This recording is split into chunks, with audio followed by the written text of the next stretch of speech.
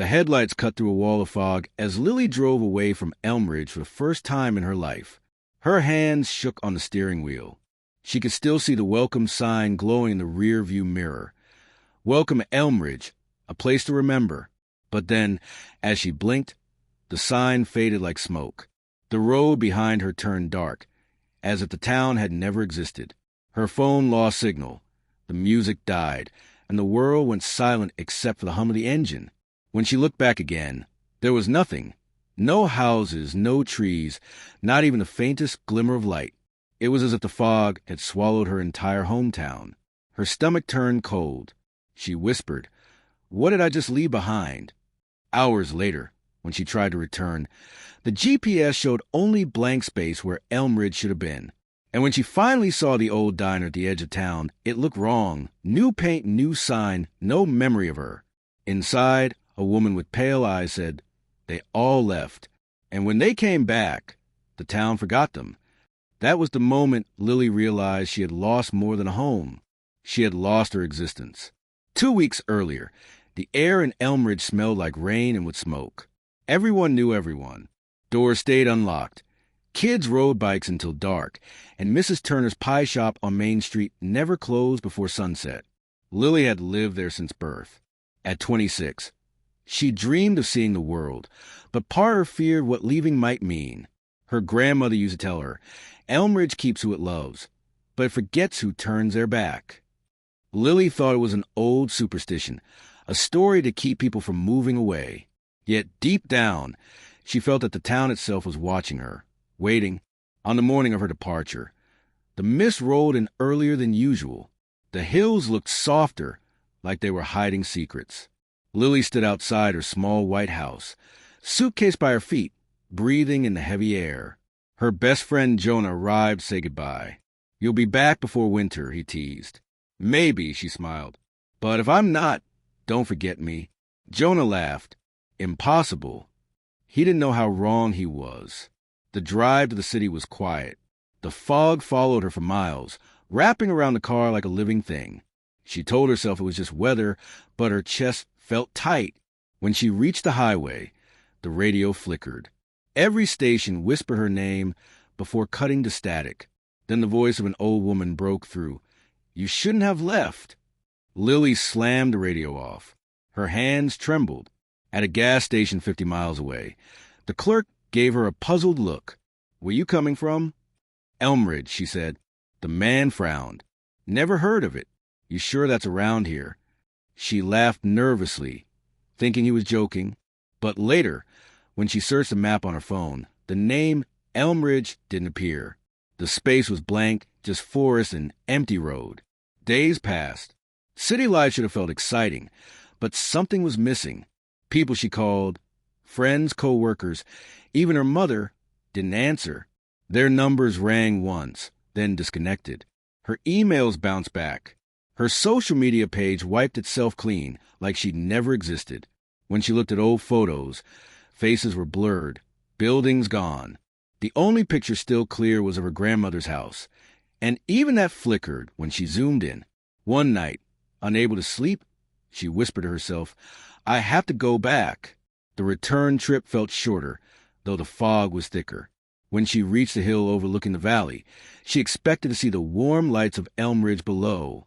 Instead, there was only gray emptiness. Then through the mist, a faint diner sign glowed red. "Eat." She parked outside, heart pounding. Inside, the place was almost empty. A jukebox hummed softly, though no one had touched it. On the walls hung black and white photos of smiling people, but all their faces had been smudged away, as if erased by fingers. A waitress appeared, gray hair pulled back, eyes milky white. "Coffee?" she asked. Lily nodded, unable to speak. The waitress poured the coffee and set the cup down. The liquid was pitch black and still. Lily's reflection blinked before she did. "Do you remember me?" Lily whispered. "I used to come here with my mom." The woman tilted her head. "No one's been here in years." Lily's stomach twisted. "That can't be true. My mother lives 2 streets down Maple Lane." The waitress gave a long, sad look. "Honey, there's no Maple Lane." Lily ran outside. The fog had thickened so much that the world beyond the parking lot didn't exist. She shouted her mother's name. Only the echo answered. Determined, she walked toward where her neighborhood should be, her shoes squished in the damp soil. Slowly, faint outlines appeared, houses she recognized, yet somehow wrong. The colors were faded. The trees bent in strange directions. The air smelled old. Through the window of her childhood home, she saw her mother sitting at the kitchen table, laughing with someone. Lily's chest filled with hope, until she realized who it was. Her double sat in her place. Same face, same hair, same voice, wearing the same necklace she never took off. Her mother touched the duplicate's hand lovingly, as if it were truly her daughter. Lily pressed her palms against the glass. "Mom!" she shouted. The woman inside didn't turn. Neither did the duplicate. A cold wind swept past, and suddenly the house lights flickered out. When they came back on, both figures were gone. The room was empty. She backed away slowly. The fog opened like a curtain, revealing more streets, each house occupied by shadows of people she once knew. They all looked slightly off, their faces smooth, their eyes too bright. "Jonah!" she called. She saw him on his porch, fixing a bike. He waved cheerfully, then frowned, looking past her as if she wasn't there. Her voice cracked. "Jonah, it's me." He paused, turned the door, and called inside, "Hey, dinner's ready." A woman stepped out. It was Lily's double again. The copy smiled and kissed Jonah on the cheek. The real Lily stumbled backward. "No, that's not me." Her legs gave out, and she sank to the ground. The fog swirled around her like hands pulling her down. When she opened her eyes, she was lying inside a small wooden cabin she didn't recognize. Hundreds of candles burned on every surface, dripping wax onto old books and faded photographs. The air smelled of smoke and salt. An old woman sat in a rocking chair near the fire. Her skin looked thin as paper. Her eyes were the color of ash. "You shouldn't have come back," the woman said. Lily tried to stand, but her knees were weak. "What's happening to me? Why doesn't anyone remember me?" The old woman turned toward her slowly. The candles flickered. Shadows stretched across the walls, taking the shapes of faces. "They all left," the woman said. "And when they came back, the town forgot them."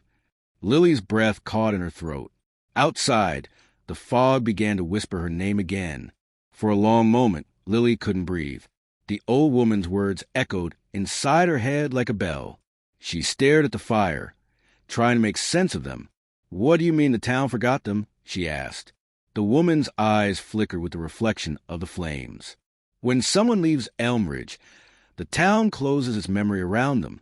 People forget their faces, their voices, even their names. It's the price of leaving." "That's insane," Lily said, shaking her head. "You can't just forget a whole person." The woman smiled sadly. "You think memory is yours to keep? The town keeps what it wants. Always has." Lily wrapped her arms around herself, shivering though the fire burned hot. "So what am I supposed to do?" "Either leave again," the woman said quietly, "or stay long enough for it to remember you. How long is that?" The woman didn't answer. She looked down at her hands, old and trembling. Too long for most. Lily felt the walls closing in. The candle flame seemed to sway toward her, whispering faintly like voices underwater. She stood up, backing toward the door. "I need to find my mom," she said. "She's here somewhere. I saw her." The woman's eyes darted to the window. The fog pressed against the glass like a living thing. If you saw her, it wasn't her. Once the town forgets you, it replaces what's missing. A shadow takes your place, so no one notices you're gone. Lily froze. "A shadow?" The woman nodded slowly. "A copy. A shell. It knows how to smile and talk and love, but it isn't you." The fire popped loudly. Lily jumped. "Why does the town do this?" she asked. The woman turned toward the flames, her voice distant. "Because forgetting keeps it alive. The town feeds on what people remember. And when you leave, it loses a part of itself. So it erases you to stay whole." Lily's stomach churned. "Then why remember me at all?" "Because you came back," the woman said. "And Elmridge doesn't like unfinished stories." Lily stepped outside into the night. The fog curled around her ankles like smoke. The trees loomed tall and silent. Somewhere in the distance, a bell rang once, then again, softer this time, like a warning. She didn't look back at the cabin. The road twisted through the woods, lined with crooked pines. Every few steps, Lily thought she heard footsteps behind her. When she turned, the fog just swirled. Her phone had no signal. Her compass app spun uselessly. After a while, she saw faint lights ahead, windows glowing through the haze. Relief washed over her. Maybe someone there still remembered her. She followed the lights until she reached a familiar shape, the Elmridge Library. Its old brick walls were cracked, but the golden glow of the reading lamps looked exactly as she remembered. Inside, everything was silent except the ticking of the clock above the doorway. Dust floated in the air, glinting like tiny stars. Rows of books stood perfectly still. She walked to the counter and rang the bell. The sound echoed far too loud. A voice answered from behind the shelves. "Can I help you?" A man appeared, tall and thin, wearing a name tag that read Mr. Hawthorne. His eyes looked kind, though distant. "Mr. Hawthorne," Lily said, smiling in relief. "It's me, Lily Dawson. I used to come here every day after school. You let me borrow books early." The man blinked slowly. "I'm sorry, miss. I think you're mistaken. I've never seen you before." Her smile faded. "You have to remember me. I lived here all my life." He shook his head. "Elmridge doesn't get many new faces. Are you visiting?" Lily gripped the counter. "Please, just look." She took out her phone and opened an old photo of them together, standing by the shelves. But the picture had changed. Where she once stood was only an empty space beside him. Mr. Hawthorne looked down at the blank spot on the screen. "That's strange," she said softly. "Sometimes the town forgets faster than we do." Lily's throat tightened. "You do remember." He looked up, eyes glistening. "I used to, but memory here fades like breath on glass." Then, from somewhere deep in the library, a book fell to the floor with a heavy thud. They both turned. Lily whispered, "Is someone else here?" Mr. Hawthorne's expression darkened. "No one comes after sunset." Another thud, then another. Books began sliding from the shelves one by one, as if invisible hands were pushing them out. Pages fluttered through the air like wings. "Go," he said. "Now." Lily hesitated. "What's happening?" "The town knows you're here," he said. "It's trying to decide what to do with you." Before she could respond, every light went out. Darkness swallowed the room. The only sound was the slow creak of the floorboards as something moved closer. Lily's breathing quickened. She grabbed her phone and turned on the flashlight. The beam swept across the room and froze. At the end of the aisle stood her reflection. Same face, same clothes, same trembling hands. But its eyes were hollow. "Stay away from it," Mr. Hawthorne whispered. The reflection tilted its head, smiling faintly. Then it whispered her name. "Lily." The sound came from everywhere at once. She stumbled backward, knocking over a chair. The reflection stepped forward, its movements too smooth, like water flowing uphill. Mr. Hawthorne shouted, "Don't run. If you move too fast, it'll follow your memory." But fear took over. Lily turned and sprinted toward the door. Her footsteps echoed like gunshots. The air behind her rippled with whispers, her own voice, repeating words she'd said years ago. She burst outside, gasping. The fog greeted her like a wall. The library lights flickered once and died. When she turned around, the building was gone. Only trees remained. She ran until her legs ached. The fog began to clear slightly, revealing the outline of the old church at the town center. Its bell tower leaned to one side, and the stained glass windows flickered with candlelight.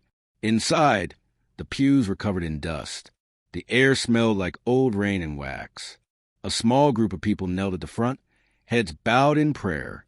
Lily recognized one of them, her old teacher, Mrs. Green. Relief rushed through her. "Mrs. Green," she called softly. The woman turned, eyes calm and empty. "You shouldn't be here, child." "I just need help." The town, it's changing. People don't remember me. There are copies of me. Mrs. Green rose slowly to her feet. The copies are what's left behind when the town forgets.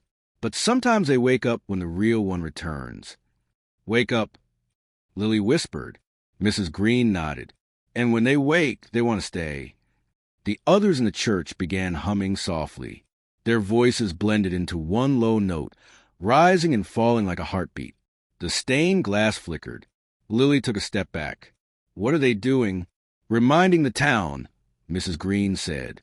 If we stop remembering, we vanish too. Suddenly the candles blew out. The air turned cold. In the darkness, dozens of whispers filled the room. Names, dates, lullabies, prayers. The voices tangled together until Lily could barely think. She covered her ears.